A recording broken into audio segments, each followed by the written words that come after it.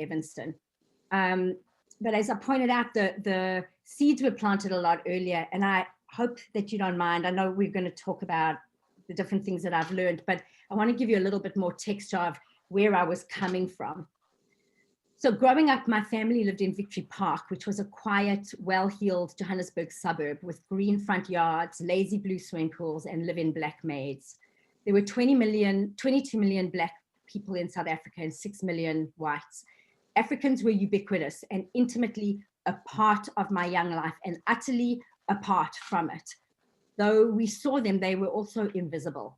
Everyone I knew had a maid. They were bound by strict laws. They required a pass signed by the employer if they were out on the streets. They were frequently picked up for various infractions by roving police vans we called Black Mariahs, which I'd see rolling by as I splashed in our pool. I felt sad for them and helpless and very guilty, but life wasn't fair. I knew it was wrong, but there was nothing that I could do. So I went back to my homework and I played with my friends, had my tea. Our maids knew our families and friends, our language, our customs. They knew the insides of our closets, the corners of our couches, the color of our underwear. And though we loved them, we knew so little about them. We didn't think to ask. Our maid Francina's room, which was a no-frills concrete square, was separated from our house by law by a small concrete backyard. As much time as she spent in our house, her room for us was a world away. By law, a servant's spouse, partner, or children could not live with them. So Francina left her children in her village a few hours away. And at Christmas, she would go back to a place called Phokeng. To us, it could have been Pluto. We had no idea what her house looked like at all. We never asked. I never tried to even imagine it. We never visited it. It wasn't something to consider. So the Black Township of Soweto lies just 20 miles from Johannesburg, but like Francina's room and Phokeng, to me, it was a faraway place, another dimension. All I knew was that it was black and poor. I read in our government-controlled newspaper that it was dangerous. Grumpy green buses crammed with workers from Soweto would unload in Johannesburg every day. My parents had a painting I loved of a Soweto street scene by an artist named Ingatani, hanging in our living room. And all I knew about Soweto, I knew from the confines of my house and my world. And then around 1975, when I was about 11, somehow my class was taken on a field trip to Soweto to visit a school there. And we went by bus. I remember being stunned at how quickly we arrived at the township border, how close it was. I smushed my nose against the bus window as we bumped along, and the Ingatani painting became alive before my eyes. Paved roads edged with jagged corrugated iron shacks, red dirt roads lined with little brick houses, dusty boys chasing a tire. And at school, we were swarmed by excited students who grabbed us in and pulled us to play. It was the first time I'd seen South Africans, Black South Africans, where they lived or where they were forced to live. And it was just one day. As the sun set, we boarded the bus. We rode the so many miles and such short distance back home to Victory Park. The Soweto riots happened just a year later and helped speed up the end of apartheid. And 2 years after that, as I've said, at age 14, we came to Chicago. So 2015, it's 40 years later, and Obama is our president, and I'm 8,600 miles away from Johannesburg. I'm on another bus, this time with Leadership Evanston, a program of the Evanston Community Foundation. We're learning about the history of Evanston, and we're driving through the streets of Evanston's Black Fifth Ward, learning about the families who live there, some of them going back 6 generations. I'd lived in Evanston for 20 years. My husband and I, like so many liberal white folks, chose Evanston because it was diverse. And it's near Chicago and near the lake. As self-satisfied as we are with our choice, we've only ever had white neighbors, lived on white blocks, shopped in white areas. Black Evanston is totally out of reach to me. I don't even really think about it. I know it's there, but I've never really taken the time to consider why in its diversity, our city is so segregated and how African Americans even got here, or what redlining was. If I'm honest, most of what I know or have ever paid attention to about the Fifth Ward is reports of arrests of gun violence I read about in local newspapers. I know there are many low-income families living there. I've never shopped there, and in fact, there aren't very many shops in the Fifth Ward, which of course I didn't know why at the time. or visited anyone there. Church and Dodge, which is the center, the intersection of the center of the 5th Ward, is a 5-minute car ride from our shiny white 6th Ward, but it is a world away. I stare out the window and I remember the other bus ride to Soweto so long ago. I realize with incredulity that though I consider myself a well-meaning, open person, I've never really lived in Evanston. I don't know it at all. Its duality, its disparity, how divided it is, how few Black people I really know. I never really lived in South Africa, and I've never really lived in America. And I know so many people just as ignorant as I am. And suddenly this time I knew that I had to close the distance. So in the meantime, our Leadership Evanston cohort was reading Just Mercy.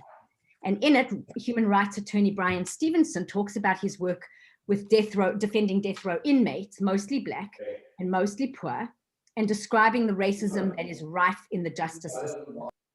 He talks about how slavery never really ended, but just evolved. And his book becomes, pardon my expression, my Bible.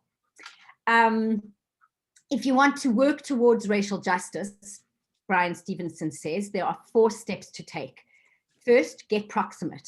You can't solve problems or make assessments from a distance. You need to understand the nuances and the details. 2, you have to get uncomfortable. We are all broken, and in brokenness, we understand something about compassion. To truly fight for justice, we must be prepared for an uncomfortable journey. 3, we have to change the narrative. We must begin to talk about the ills of the past and their connection to today. Truth and reconciliation as a nation are all needed before we can begin to change the American narrative on race. And I'll, localize that to say Evanston. And number 4 is to embrace hope. Despite the myriad headlines of growing inequality and racial tensions, Stevenson cautions against reacting with despair and instead to protect our hope quotient. So I am wide awake. Stevenson's steps feel like they were actually written for me. And I want to get uncomfortable. I want to get closer to a community I don't know, have never truly known, talk and share experiences, help change the narrative for myself, for others, and to contribute to building a bridge between our separate realities. Part of our program was a group project focusing on specific Evanston issue. Our group was assigned the broad topic, safety and violence in Evanston. So we decided to create a social media platform on youth gun violence, for which I was so grateful given my connection to the young men at Kurtz. And I volunteered to start a Facebook page, and one of the other group members came up with this name, Dear Evanston, which was just a really fantastic name. We wanted to interview mostly Black Evanston residents and leaders about their experiences with and knowledge and opinions about this ongoing crisis, because in Chicago and in Evanston, youth gun violence is predominantly an issue in this demographic. One person introduced me to the next, and within several weeks and months and then years, within months, I started looking at Evanston and America through completely different eyes. And though our program ended, I wasn't ready to stop because I was learning so much and waking up to myself and to history and the present. And most of all, the amazing realization about how much history is the present. And I was learning to see and live and act with intention and to lead with an eye toward amplifying Black voices so white Evanstonians would pay attention. And it's a sad fact that I think is starting to change, but white people are much more willing to listen to and believe information that they get from other white people, even if it's about Black people. I'm sure it's sort of similar to how we as Jews can argue about anything Jewish and about Israel, but if somebody who isn't Jewish says something similar, it's hard for us to hear. And so, I wanted to raise awareness, the same awareness I was getting about the Black community and about equity and inclusion, which were new words to me, even though I'd worked at the ADL. White people in Evanston are proximate to wealth and to privilege and power. And so it's incumbent on us to recognize that and to understand that we can leverage it toward equity. So I have a short video that I was going to show you, if that's okay, and then come back to the is it all right? Okay, so I think How do I do it? I share screen. I've never done this before. Does anybody know? Share your screen, and then at the top, there's something you have to click on to also share the audio. If someone else has good advice, chime in. It's at the bottom left corner. Yeah, and Share optimize sound. for video, and then share. And will I be able to see the video? Yes. When you put it up, just make sure you click that checkbox that says share sound. Okay. Computer sound. And then do I start the video first or share my screen first? Share your screen first. Got it. All right. Now, do you see it? Do you see We see your desktop. Okay. And now do you see a video? Yeah. Okay. Well, my mother's people, who are the Logan side of me, are from Carolina, South Carolina, Abbeville, South Carolina. My father's side of me, the Jacksons, are from Ware, Mississippi. I am definitely a byproduct of Black Evanston. I knew that there were boundaries in Evanston, just like there were boundaries in South Africa, and I knew where I belonged. You just knew that there's limitations on what you can and cannot do. Did you tell me that your mom was an alcoholic? My mother was an alcoholic, yes. My mother was depressed about her condition. She went downstairs and she set the house on fire. They killed her. I really believe this. I think I'm about to be 18. And she went upstairs to try to get out the house and ended up turning and going into a closet and dying from smoking. So she didn't intend to kill herself? No. Where were you? I went to a party. I come back, I look down the street, there's nothing but fire trucks. And my mother was my best friend. It probably was the greatest single amount of pain emotional pain I've ever felt in my entire life. I also became very angry after that. Then I started to get high too. Me trying to medicate myself from the pain. This exhibit is about a family story. My father got into an altercation where he worked, and Dad didn't suffer fools, and he didn't take a lot of stuff. And the shop boss said, I ought to take a pipe and bust you upside the head with it. He didn't realize that Papa already had a pipe. That was a start, and that was a critical thing that led us to have to leave the South. For a long time, I didn't realize that we were part of something much bigger. You know, this was a part of this big migration that took place. This is art that tells his family story. James and Ruth, my people, their story, our story. My dad always said, if you don't have a past worth mentioning, it's possible that you might not have a future worth defending. Okay, I'm looking at my documentation of my father's life. And when I went to the Memorial Gardens and saw the structures and that were hanging down, and they named the county and the state, and they had inscribed people who have been hung in that county and in that state. I saw my father's county, which was Richmond County in Augusta, Georgia. I never thought about it before. If they had not, you know, hit him under his grandmother's porch and got him out of town, his name might have been up there. Now, this is what my father told me.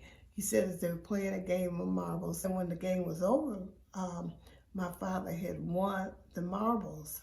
And so his neighbor friend wanted his marbles back. And so my dad refused to give them back to me. He said, no, I won these fair and square. You know? And he was a white guy, a white child. He was a white neighbor. And so he punched the guy in the nose. And later on, the neighbor's father came back with the sheriff.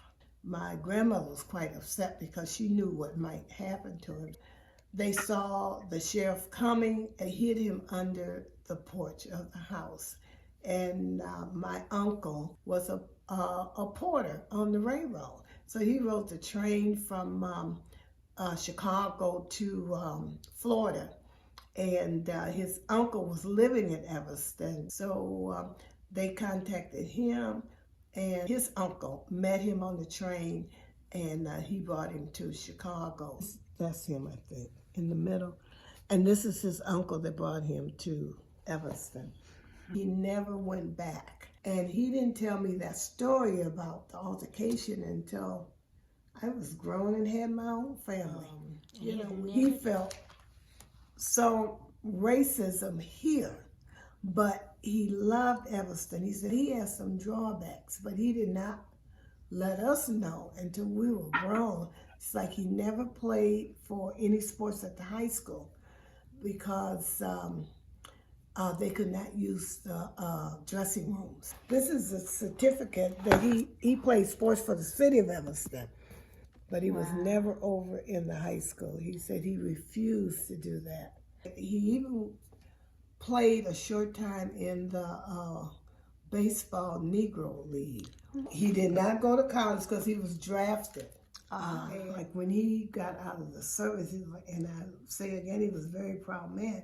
He thought that he would, because he had all this training in the Navy, he worked on airplanes. He applied at Glenview Air Base, and they would not hire him. And Camel's store on Central Street hired him, but then he found out that the co-worker was making more money, who was white.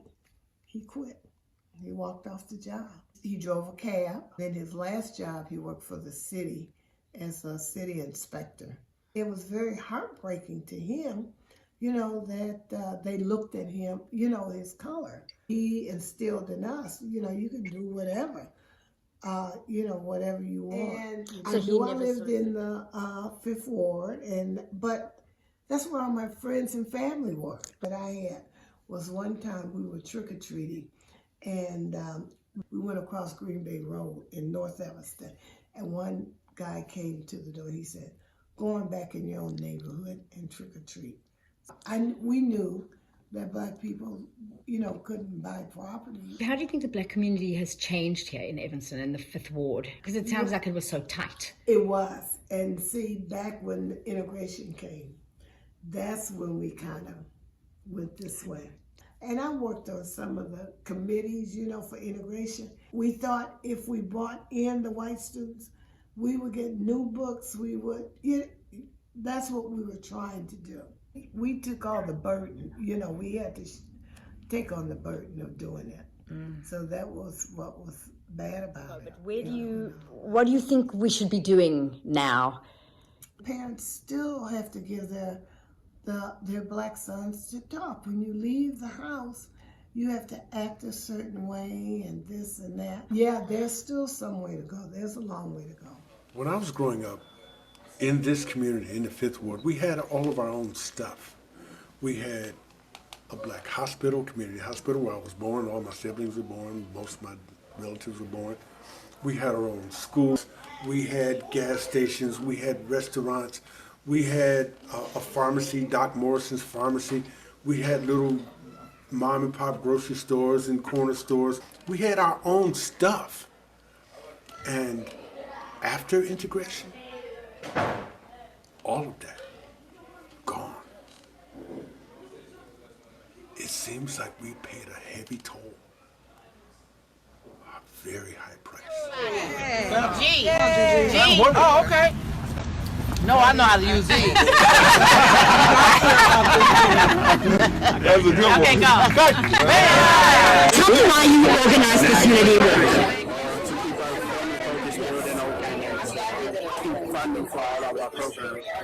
Why is it important to us? So we can have much more community outreach and be able to have access for Fifth Ward can have more activities to take part in. Yeah. I feel like we need to all stand together as a community in Evanston to support the opportunities that are available for every sector of our community. And as it stands right now, it's inequitable. I'm South African. I did not participate in South Africa. Now I participate. So my child's father, his name was Carter Priester. He was murdered September 10th of 2013 in front of his home.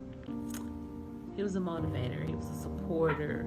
Like any idea that I came up with and I told him about, he'd be like, "Oh, you know, you can really do that." I guess he felt like because the odds were stacked against him, because of his background, those who didn't have, any challenges or barriers preventing them from success, that they can make it. A black man already has 3 strikes against them. They may feel, whatever, I can't survive no way. But then there's 1,001 positive role models right here. So I'm at the ETHS die-in, which is protesting gun violence and remembering ETHS students who have been killed by gun violence. Today we're honoring 9 past or current students who were shot. Okay, I am back.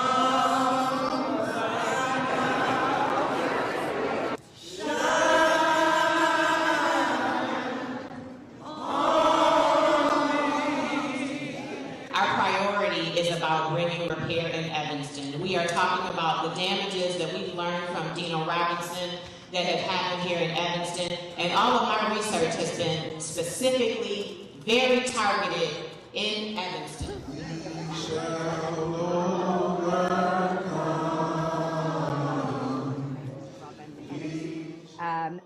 How did you come to make such a bold proposition? And did you think you would succeed? We came to this based on our community goals for equity, inclusion, empowerment in the Black community. And we've done years of equity work and diversity goals. And it was not enough for us to bridge the racial divide, including the racial wealth gap and other disparities that we have in this community. It was my thought that targeted policy response, as radical as the oppression and discrimination, anti-Black racism that got us to this point of disparity would be appropriate, and that would be reparations. We were able to introduce and pass reparations at committee level and later at City Council. I believed it would pass all along because there was a plan, there was the defense, and we had already passed a resolution earlier in that year to end structural racism. We have maintained a goal of equity as a city council. Many organizations in town are partnered in that goal, and we were not moving the needle. And the trajectory showed that we will decrease the racial divide. And in the light of COVID, we've seen that is sure to happen with the devastation in the Black community. So I was confident that we had enough support in the incredible archives from Shorefront Legacy and Dino Robinson's work. I was confident that background that he could provide for us, if we could share a SMART plan that was well documented and defended, that there would be no other appropriate answer but yes to reparations. Anything less than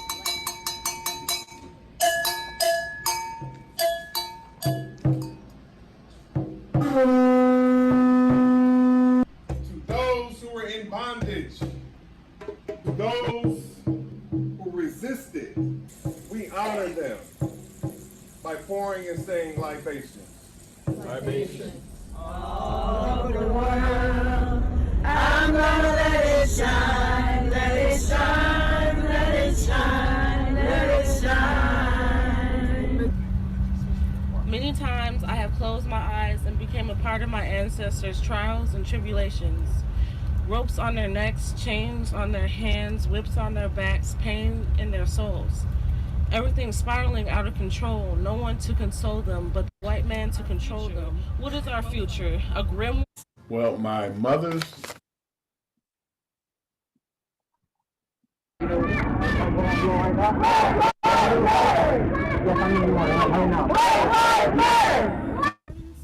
We're doing Lift Every Voice and Sing, the Black National Anthem. Lift every voice and sing, till earth and heaven ring. Ring with the harmonies of liberty. May our rejoicing rise high as the listening skies. May it resound loud as the rolling seas. Sing a song.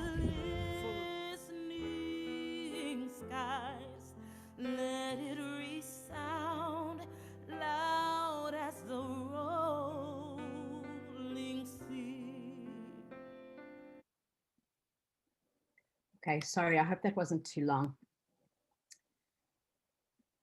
I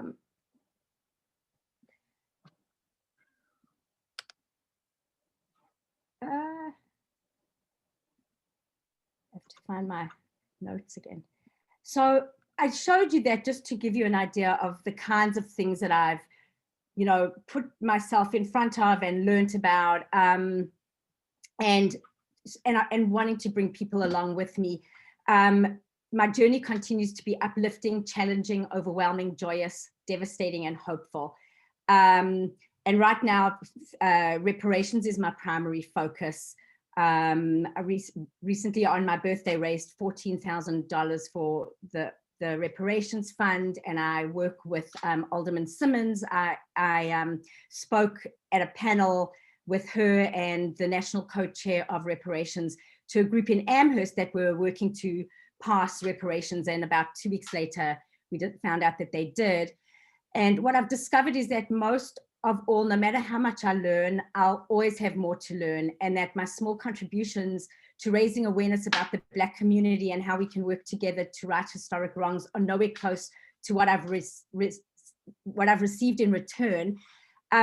Andrea told you about all the different kinds of things we've done. So I've done, you know, for about 4 years now, I've worked with an Evanston librarian who's African American and Jewish, and we have a book group every other month, a racial justice book group. It started with 10 people, and now we get about 200 people, between 80 and 200 people. And our next one is on Tuesday. We're reading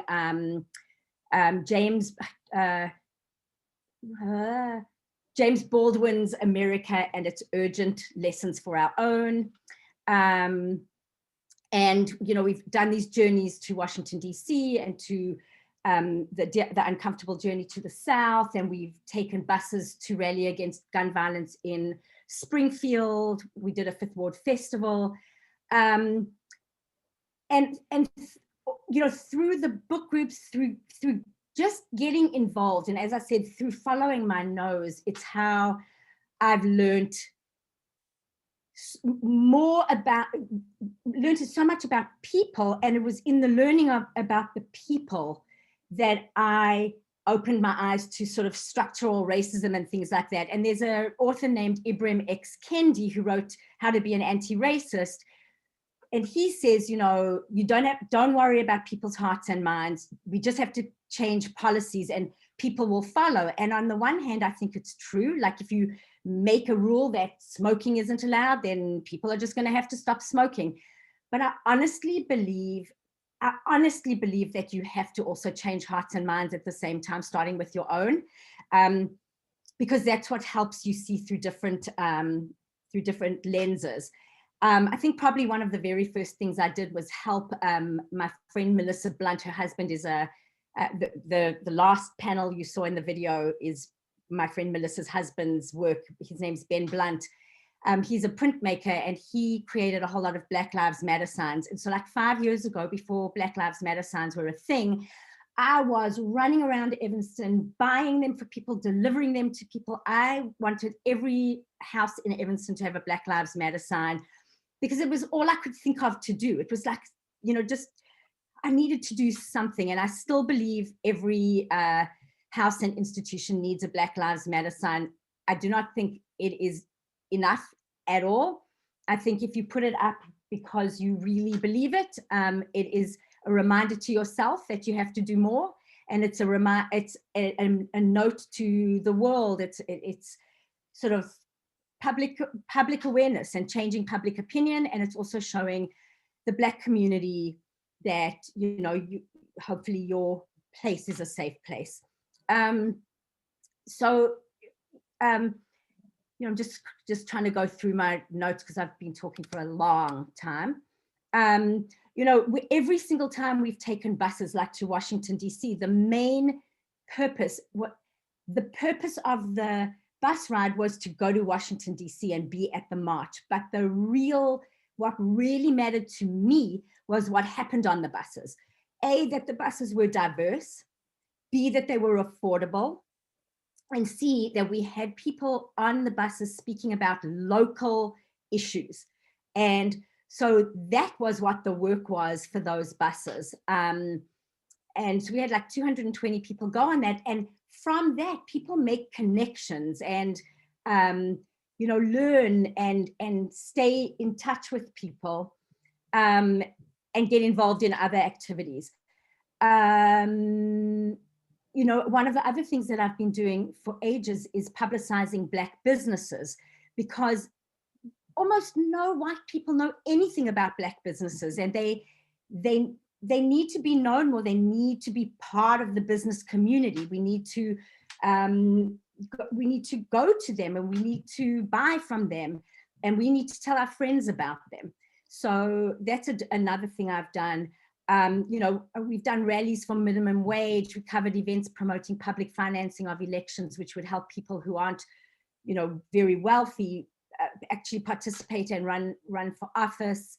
I've publicized street namings in the Black community so that people get to know who are the historic figures in Evanston. I help promote a picnic, the EFAM picnic, which is a picnic that's been going on for years in the Black community that I had never ever heard of. And Evanston Sings, which is a gospel concert that I had never heard of. And so we, you know, let's see.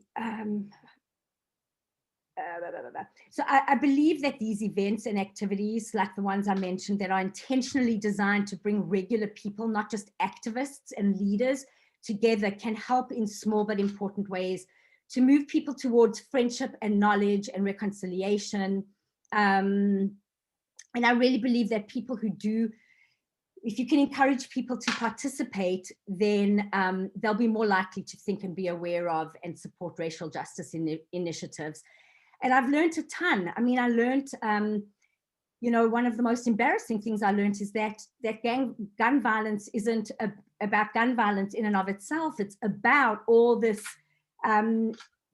this inequity, about the opportunity gap, the school to prison pipeline, the health gap, the wealth gap, housing inequity and unemployment. And that it's because of systemic racism across all institutions, as well as everyday racism that we all perpetuate without meaning to. I've learned about Evanston's whole history. I've learned about how Evanston's history has been replicated around the country. I've learned about all the historic landmarks in Evanston that, as in the video, people talked about, the fact that these institutions existed because Black people could not participate in white institutions. And that when integration came, which was basically, as I was taught, a one-way effort where Black kids were brought into white schools rather than both ways, it decimated the Black community and all those institutions. And it really started the unraveling of the Black community. And it's really, really tragic. So one of the other enormous aha moments I had, and then I'll stop and ask you what, you know, if you have questions, is Melissa Blunt, whose husband is the printmaker. When we were in Leadership Evanston, she's a psychologist and she deals with trauma. And I interviewed her, and one of the things she said to me was, you know, white supremacy is the problem in this country, and, you know, all white people are white supremacists. And I looked at her, my whole face fell. I was so angry with her, and I thought, I don't like this woman, and this is, I mean, what is she even talking about? I mean, I knew white supremacy, as I talked about before, from the ADL with a capital W and a capital S. I mean, that was I have all these eye-opening moments that I grab onto and go with. I've learned things like the difference between equality and equity, diversity versus inclusion. I've learned about the invisibility of Jews of color in our own community, and amplifying voices versus passing the microphone to other people. I've learned about intent versus impact, that it's how your act and your voice comes out to other people that matters, not what you intended. I've learned a lot about call-out culture and cancel culture, some of which has been directed to me. This work is not easy. It's hard. I've wanted to give it up often. I have learned about how hard it is to be Jewish in the racial justice arena, and how you have to learn about working with coalitions and even, you know, sort of working towards a common goal, even though you may disagree quite a lot with people in other places.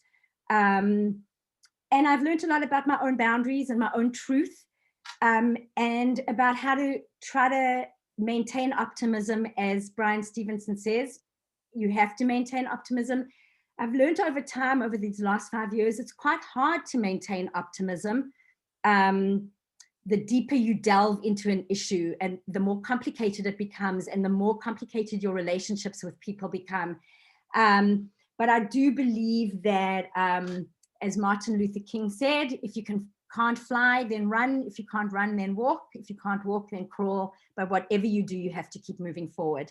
So, you know, everything has changed so much in the last year in terms of racial justice.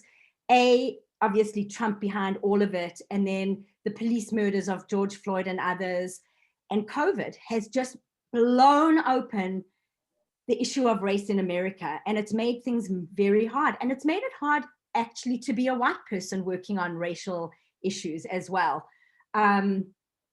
So, you know, there's a whole lot to renegotiate and navigate and find your place in, and sort of stay in your lane, but still be an ally. And these are all really, they're full of contradictions and difficulties, these words. So I'm going to stop now, and I do have suggestions for ways that people in the rabbinate can get involved in this kind of thing, but I talk very long, so I'm just wondering if you guys have questions or comments, and then I can share with you some suggestions and recommendations. So thank you for listening. I hope that wasn't too long. I think several of us had questions regarding this whole process of reparations. What does that mean? Is that talking about reparations to individuals, or to the community, or to institutions, or what? How does that work? So how does it work? And who, Nina, I'll just say in the chat, it was asked, who is targeted to receive reparations? What criterion are used? Can you speak a little bit more about the specifics of it? So I can tell you a little bit. What I will tell you is that on March the 23rd, I'm actually having an event with Dino Robinson and Robin Simmons, hopefully, to talk about reparations to Evanston, you know. So you are all invited to that, and I'll send you information. Reparations in Evanston, it's the first governmental reparations initiative that's been passed and funded. It's funded through the sale of cannabis, recreational cannabis. And the reason for that is because of the injustices. You know, how many African Americans have gone to jail for cannabis use.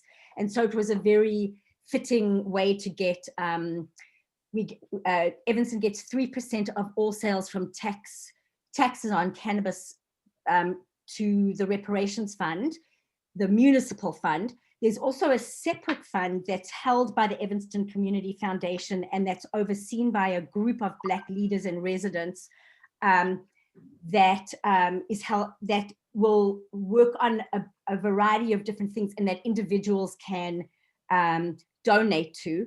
So reparations for Evanston, the first thing that they're looking at is home ownership and issues around housing and economic development. So that's where the money from the weed sales will go to. The money that's in the that's in the fund held by the Evanston Community Foundation will be at the discretion of the community with the overseeing. It's called the Reparations Stakeholders Authority of Evanston. And they will work out how, you know, what other things to focus on: schools, you know, individual payouts, all businesses, all, you know, things like that. So it's not a personal reparations. It's not cash given to individuals. And there's a ton of discussion in the Black community about how reparations is rolling out. There are a lot of people who don't agree with the way it's rolling out. They want cash, cash in hand. There are people who believe that only descendants of people who were enslaved should get them, and not all Black people. And then, there's the distinction between legacy Evanstonians and other Black Evanstonians. So there's a ton to work out, but the fact that it exists and is funded is an unbelievable thing for Evanston. And basically Robin Simmons consults with cities all over the country now. And now I think there are maybe 8 cities that have passed resolutions. And right now, nationally, HR 40, the National Reparations Bill, has just been reintroduced. And I think as we are speaking, they are discussing it in Congress. So it's very exciting. I think it's very complicated. I don't think it's going to be without, a lot of issues. But for us in the white community and in the Jewish community, I believe that our job is to, the job of the Black community is to figure out how they're going to manage it and what they want it to be. And our community is to support it and them, particularly financially, and also in getting involved and participating and learning more about the Black community. So I hope that was a bit helpful. Also, Nina, on Thursday night, some of the leaders in the Black community are putting on a program for Evanston about reparations. Michael Neighbors will be participating in. Yeah, I did not know this. This tomorrow night. Who? Okay, that's very interesting. I was totally unaware of that. Right. I think it's at 7 or 7:30. Okay. Other questions for Nina? Yeah, I have a quick question. Nina, you at the very end, you made a comment and passed over very quickly about how you've had some pushback because of your whiteness and Jewishness. Could you talk about that a little bit more? What it's been and how you've dealt with it? And yeah, thank you for that question. I actually told Rennie a little bit about it, and Andrea knows about a lot of it as well. It's it's happened in a variety of different ways. At the very beginning of Dear Evanston, it is just me, and I became a nonprofit just so that I could raise money and help people get tax breaks for these things that I'm doing. I don't even make a salary at all and never have.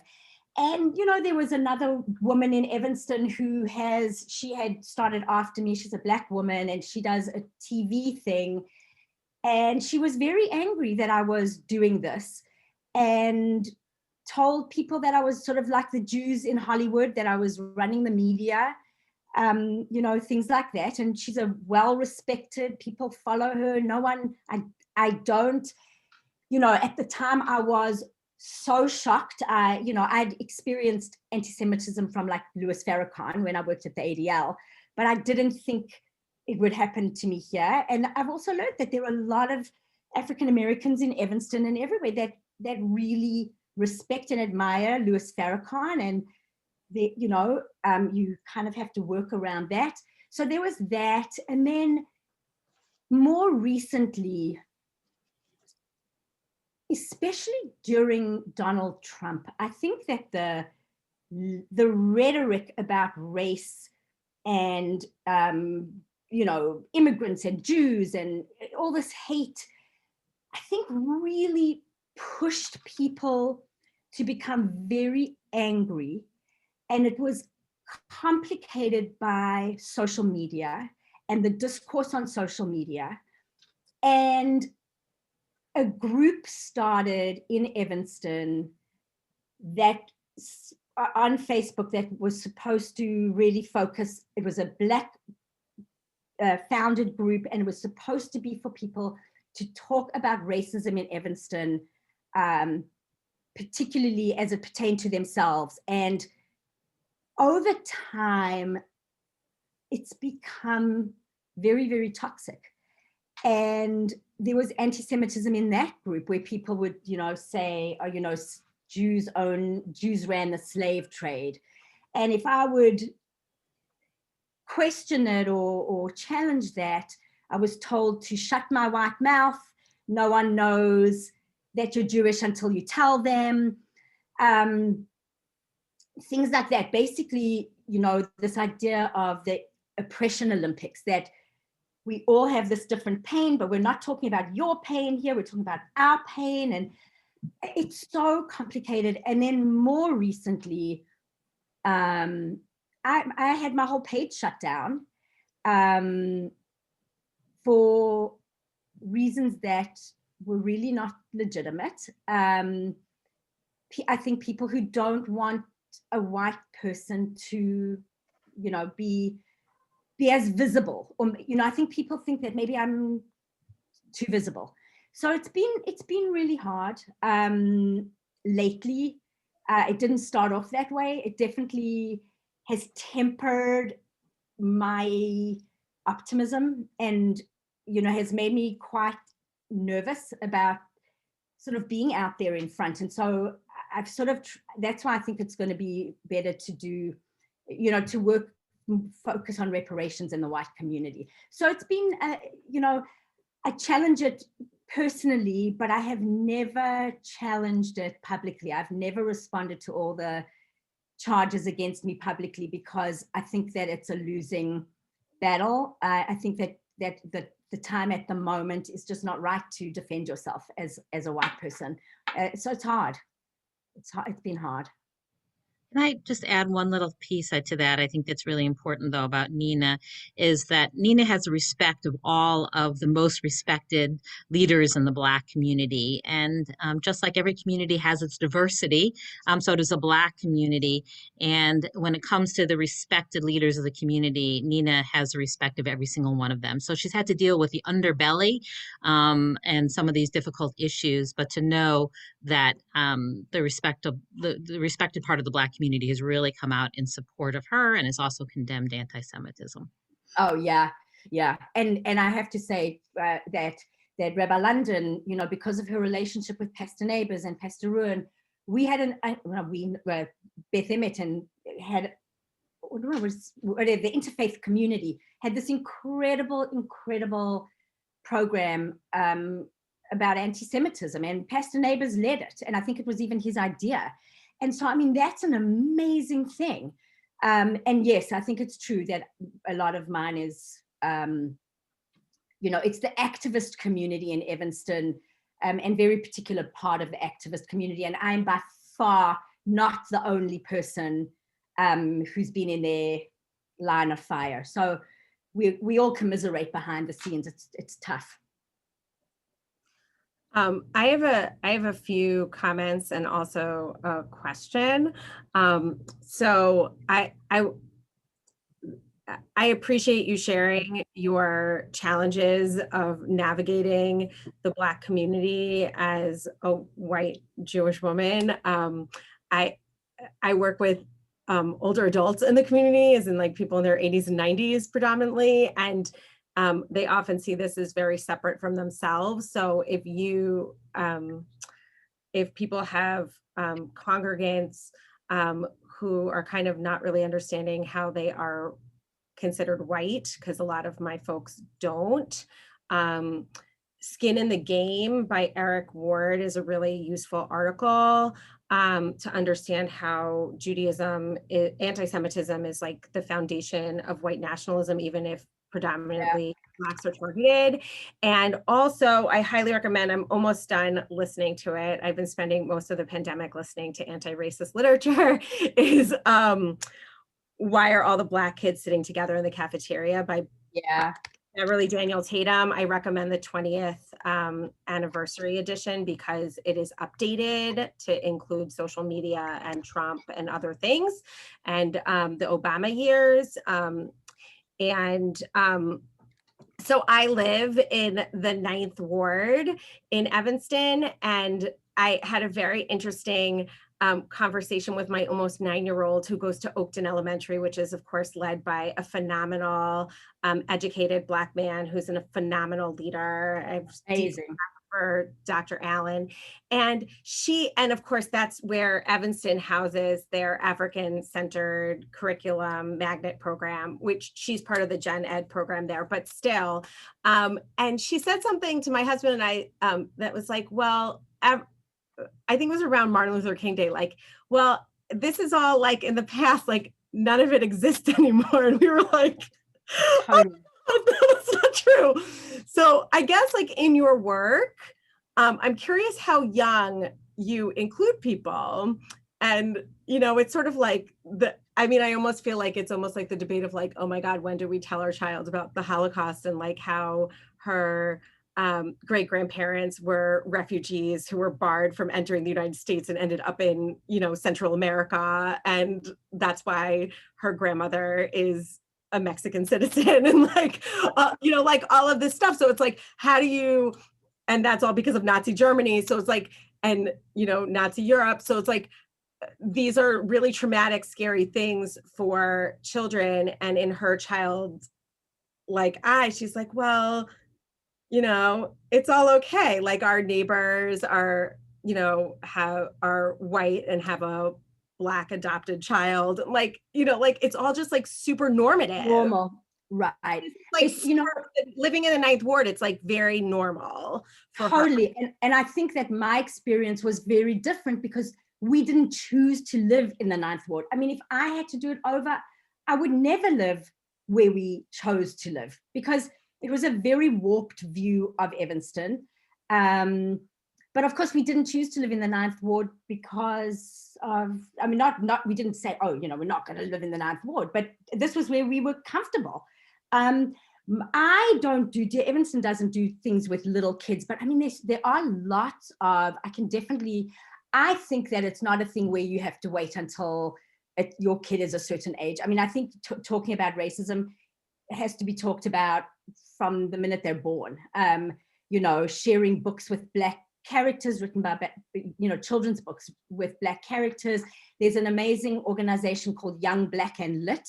Mm-hmm. I think that there are, and I'd have to find them for you, but I think there are quite a lot of, some of the people in this anti-racism group, they started off doing these anti-racist play dates, which were fantastic. So I think there are opportunities for kids, but I think as a parent, you have to bring in things that aren't from your lens, so that they can look through a window rather than look at themselves in a mirror. So seek out books and movies and things like that, podcasts for kids, for yourself. I mean, you should make sure your podcast list, your movie list are all very integrated, and that you have, all different kinds. And then I think that you role model it for your kids, but, reading books with people who don't look like you, I think for kids is huge. Just one more book recommendation in terms of children's books. If, maybe people need this in their synagogue libraries or whatever, is The Day You Begin by Jacqueline Woodson. It's just about sharing stories and diversity, and that's exactly what your film was like, people sharing their stories. But it's relevant for Jews, it's relevant for every culture, that we listen and hear each other's stories, but it's focused on children, and it's a favorite in my house. So I just wanted to share that it's a wonderful book if you don't have it in your community.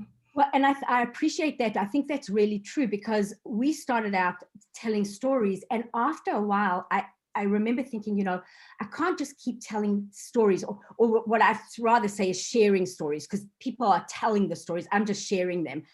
And I thought, I can't just share these people's stories. That's sort of what motivated me to act more. But I honestly believe that sharing stories is activism in and of itself. And, I'm a frustrated journalist. I wish I had gone to journalism school. And I often think to myself, in a way, that is maybe where I'm the most comfortable, and it's a place that even though you need to stay uncomfortable, but I'm good at sharing stories and talking to people, and sharing those stories. People learn a lot, and you can go and look, if you go on my Dear Evanston page, dearevanston.org, my website. It's not a very well organized website, but you can read a bunch of stories, especially the further down you scroll, the more you'll see the stories, because I haven't done them that much. And also on my Facebook page, but stories are huge. Nina, you said that Rivka, do you have a question? And then Nina, you said you had some suggestions for us. Yeah, I have to go, but I wanted to say that what we're doing, I had read an article about something called IRA, which is individual reparation accounts. And what we do, we set up an account in our family, and we make everybody in the family, all the kids, everybody deposit money into it. Then after several months, we will donate to either some kind of Black issue or group or book. And even though it seems minimal, but it takes it home rather than leaving it to society. And, you know, I want to make sure that my kids have to be reminded every month to put money into this account.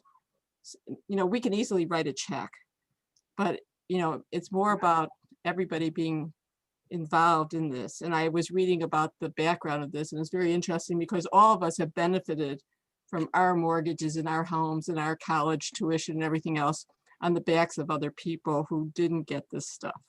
And so the person who started this concept wrote about how they wanted their kids to know that, you know, their privilege is based on a lot of other people not being privileged. So I can't get my kids to donate yet, but I'm trying. Well, I think that's a great idea. And I think, you know, I always say to people, my goal is to get people to contribute to the fund, particularly the one that's going to be overseen by the Black community. But reparations is additive. So I feel like everybody should be giving to the fund because we are the first city and we want it to be a success, and it's going to be overseen by the Black community. So I want people to give to that, but I always say that doesn't mean you don't give to the NAACP or to an individual reparations fund or organization that you choose, and that you still go to their gala or their event. Reparations is always above all of that as well. So this is something where my kids have to be involved. They have to give money to know that they're out of their salary. That's going to go, and we'll give to the Evanston Fund. I'm happy to do it. It's a great idea. Anyway, very inspiring. Thank you. I think it's great. Anything else? Can I just want to add something. You're talking about the power of stories. For about 30 years, I was a rabbi in a community in New Jersey, which was constantly patting itself on the back because it was the first town, I think, in the country to voluntarily integrate itself with the schools, and talked about its great race relations. And then there was a Black teenager who was killed by a cop, and there were riots that broke out. And our clergy council organized a bunch of conversations conversation groups between Black and white members of the community.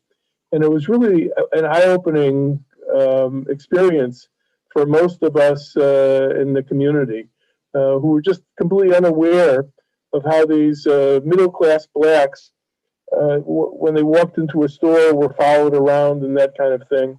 Right. And the difficulties that they had just living in this town that was constantly saying, oh, we're just the greatest place to live. We have Black and white people, and we all get along. And it really shook up the town and caused some changes. That's fascinating. I mean, that's Evanston too. We all walk around patting ourselves on the back all the time because we've got such a diverse, fantastic community, and we don't see. I mean, that's a great story. Yeah. You know, one of the things that I think also, and that I honestly have only really learned, and this is something that as rabbis, I think is so important, is actually starting, and I think I mentioned it earlier, at home. And I mean, the idea that there are so many Jews of color and Jewish, Black people who are Jewish. And that was not something in my consciousness until really recently. I mean, I knew the odd one or two, but I also didn't know about their experiences in the Jewish community, coming to synagogue or participating and being asked if they're the janitor or if they're the cook, or all the security that shuls have, and a Black congregant walks in and they're asked what they're doing there. I mean, those are all really shocking things to me and very new. Like in all my work with Dear Evanston, this Jews of color is probably the most recent aha moment that I've had. And that was quite surprising to me. And I know there's an organization, there's a woman named Ilana Kaufman. Any of you know her? She has an organization called the Jews of Color Initiative. And then there's another organization called Kol Lashon that also works with diversity in Judaism. And of course, there's Rabbi Kapus Funay. And there's an amazing woman named Tamar Manasseh who is on the south side of Chicago. She founded an organization called Mothers Against Senseless Killing.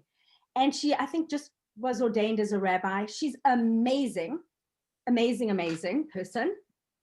And so I feel like we're enriched as well. Just, I, as a kid, I was totally prejudiced as a Jew, like, to me, Jews were all white. I just had no idea.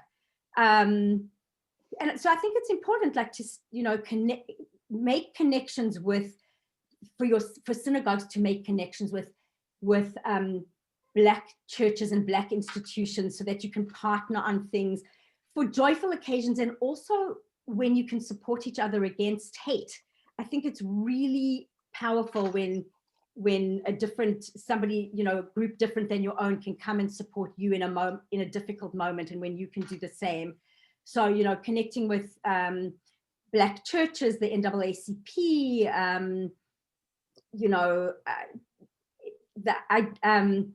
having a Black Lives Matter sign in front of your synagogue is so, a lot of churches have them. I don't know if that many synagogues have them.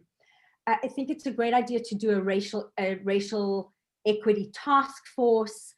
And there are some, I think, Andrea, we don't have a racial equity task force. We have a social justice task force. No, we do. We do. That's both looking at working, and we have over many years, really worked outside of the community. And now we also are working really with Jews of color within the community as well. Yeah. And I think if you have a synagogue that hasn't been doing that stuff, there are synagogues like Beth Emek, JRC, who, who do that and can help. And, start racial justice book groups in your congregation, and talk about racial justice and ideas that you've learned from podcasts that you listen to, and share those with the congregation. Be aware. One of the things that I know that Andrea does a lot is she's aware of cities' actions and resolutions and decisions and budgets, and she's always out there with a sign, that the budget is a moral document, or at a rally, participate, get your congregation to participate, and recognize as white Jewish people our privilege and use it, and realize how we got it, how we blended in, because often I also don't think of myself as white. I think of myself as Jewish, but we're white because we have, like Irish people and Italian people, we've become white over time. And I highly recommend reading Caste by Isabel Wilkerson, which talks about how people became white and the caste system in America.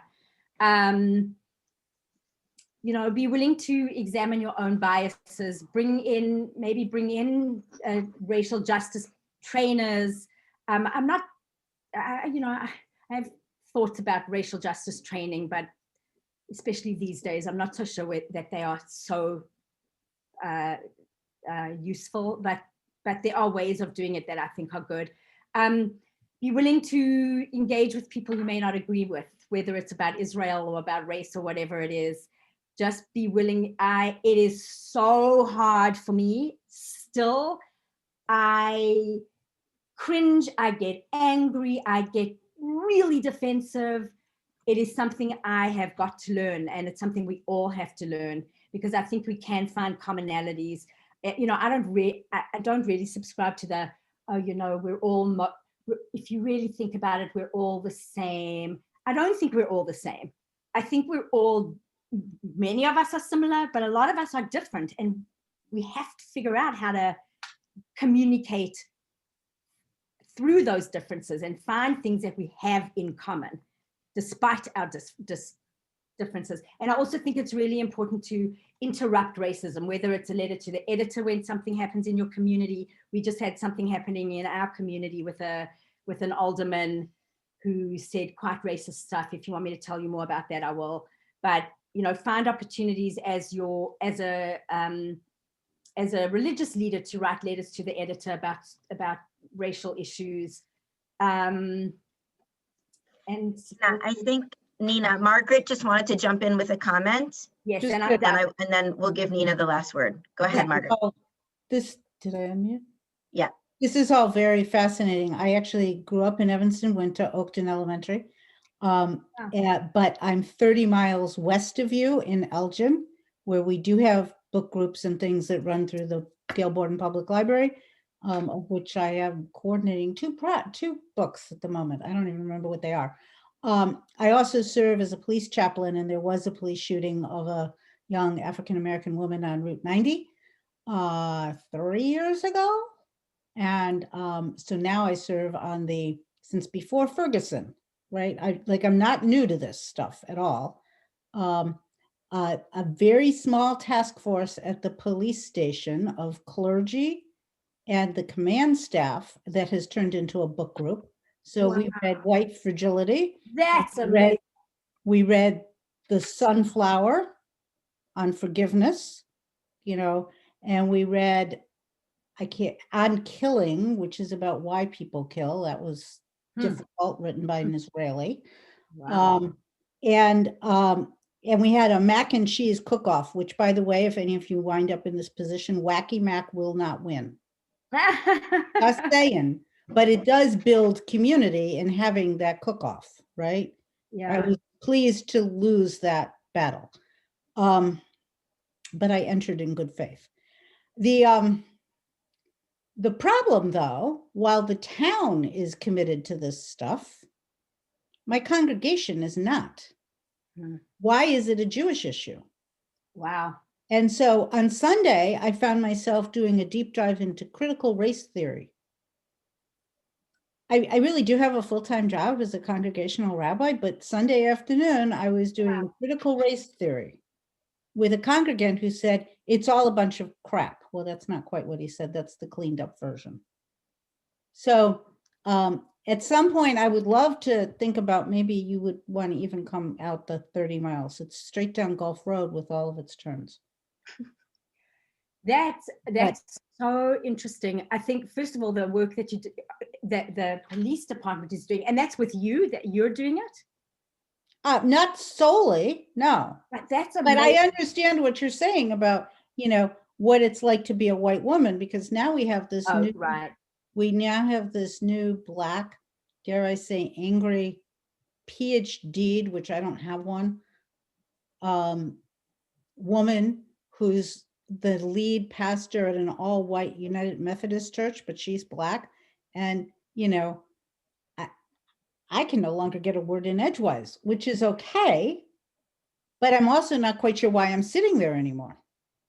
Well, I think that's a really big question, and it's a question I think all of us have to ask ourselves. And that's what I was saying earlier about, you know, the idea of amplifying Black voices versus passing the microphone. And and I think about it a lot. That shows up in White Fragility. I don't want to hijack this because I actually have to figure out Purim stuff too, but. Right. And maybe, you know, there's sort of like this idea of maybe it's time to pass the microphone to her, and it's hard to lose your, your place, or you take a smaller role.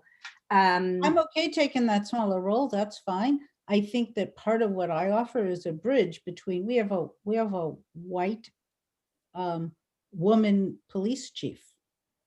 So I think I'm that bridge. I can translate. I would be happy to talk to you, and I'd love to talk to you more. And I can connect you to other people who are, even more sort of aware of these things. Well, we tried to bring the ADL into something because we got stickered with some white supremacy stickers. And, sometimes when you're out here, there's this attitude of, well, we can do it all ourselves. Just saying. But you and I can take this offline at some point. Yeah, that's fine. I can share. Do you want to put my email in the chat? Sure. Okay. Let's see. I also know that we're going to continue this conversation as part of Chicago Board of Rabbis. We've, a task force so that we can continue to talk about these different issues and how we navigate, how we develop relationships, how we continue this work. And certainly one of the things that I have learned is that if you want to fight anti-Semitism, doing it with leaders of the Black community is the most powerful way. So that's not a zero-sum game when you're working at issues of hatred. Yeah. Nina, thank you so much. Thank you for being with us today. Nina, dearevanston@gmail.com if you want to be in touch with Nina. And this, except for the first 5 minutes, this was recorded. I hope that's okay with you, Nina. That's just fine. to share with other rabbis, not to share on YouTube for everyone to see. Yeah, good. Yeah.